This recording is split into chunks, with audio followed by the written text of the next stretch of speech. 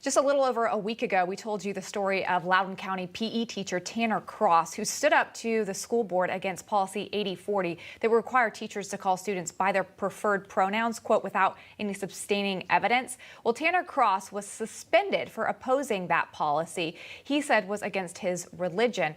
And now a Virginia judge has ordered for Tanner to be reinstated to his job. Tanner joins us now along with his attorney, Logan Spena, with updates. Tanner, Logan, welcome back to the show. Glad to have you, especially with so much good news. Yes, thanks for having us back on. We really appreciate it. All right, so Tanner, I hear today was your first day back. Tell us about it. What was the response from your colleagues? It was very warm, lots of hugs, real quick, just happy to have us back. And I just expressed that I was so happy to be back and just doing best at what I do. So I just want to be clear.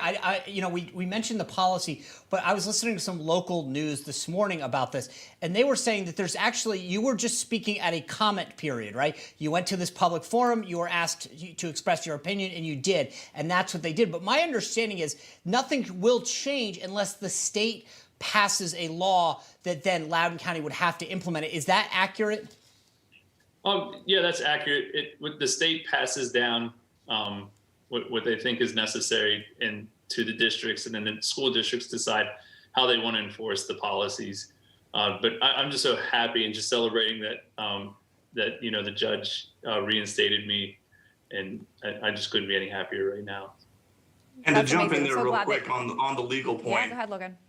In this particular instance, it is possible for these local authorities to implement a policy that's consistent with state law and that also honors the constitutional rights of teachers like Tanner. So the law doesn't have to change, although it could, but it's also the case that local authorities could adopt a constitutional policy. Okay, so if it does get adopted, this policy is instated, then Tanner, how will you handle that? I've expressed before, I will call any student by their preferred name, but I just can't say things that are untrue. And I don't believe it's right for the school board to punish teachers for speaking on ideas and beliefs that they have that they like to advocate for on their free time. You know what I think is so silly about some of this stuff? I don't call you he or him, right? I call you Tanner. I call Logan Logan. I feel like this is sometimes a problem in search of a solution. Logan, I think the question I have for you as a lawyer is, what message does this send to other people or other teachers who have similar beliefs to Tanner's and don't want to be, inconsistent with them? The most important message this sends is kind of what you alluded to at the beginning, is that this all started with a public comment period. And the message that this sends is that schools cannot publish teachers for commenting in their personal capacity before school boards about policies that are under consideration. That's unconstitutional retaliation. And so we're very pleased that the court acknowledged that and ordered Tanner's reinstatement.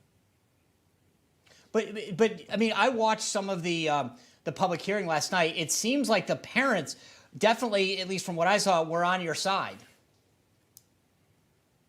That may be the case, and the most important thing is to preserve the rights of parents and teachers to participate in this process in their communities.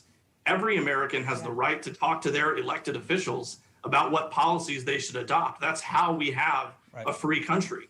And in this instance, the school tried to punish Tanner for doing that, but the court said that was improper.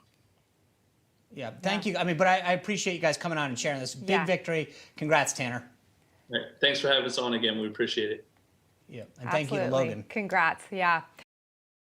Hey, I'm Rob Finnerty. Thanks for watching. If you enjoyed this video, please join the conversation in the comments below. Don't forget to subscribe, too.